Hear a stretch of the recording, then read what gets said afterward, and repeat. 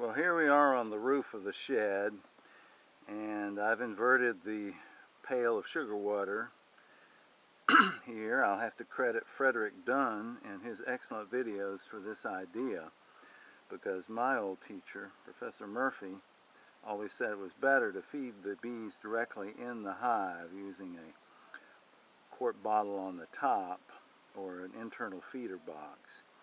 But I haven't had much luck with that recently. It seems the bees always find out which hive is being fed and they wind up robbing it out, which of course is much worse than not feeding them at all. So I'm trying this outdoor feeder that Fred talks about, and the problem with this bucket is it's pretty flimsy, and when you get 5 quarts, which is about 15 pounds of sugar water in there, and you bounce it in your hand, that's about 15 pounds. And then I use this black, I guess this is a beetle trap. You know, you put the oil under the hive and they fall in the trap and drown. I don't use those anymore. I found that I wound up with more bees in there than beetles, and I hate to see a bee that has drowned, even if maybe he was dead already or she was dead already. But it still bothered me to do that, so I don't mess with the oil traps anymore. I only use the oxalic acid vaporizer, which I have another video showing that. That seems to work pretty darn well, and it's very cheap and easy to do.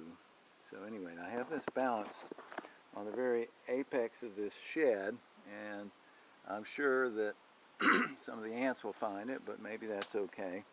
This is an old hive stand that has these 4 little plastic feet under it, and I used to have little cups, and I put oil in there to keep the ants from climbing up and getting the bees, but I haven't used it lately, and maybe this will work just fine, because it's almost time for this avocado tree to bloom.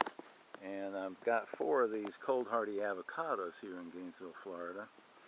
They are hard to pollinate, though. They make about 1 million blooms per tree, and if you get 100 fruit in a year, you're doing good. So I need more help with the pollination.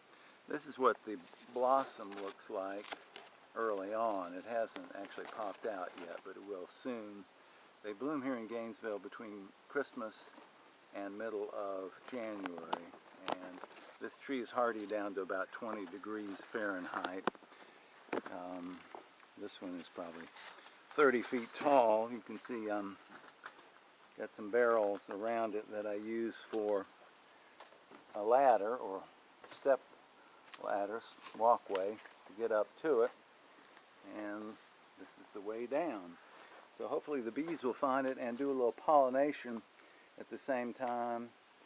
And I've got it about 40 feet away from the nearest hive over here, so perhaps they won't develop the robbing habit, and maybe won't have too much trouble with the yellow jackets like Fred describes.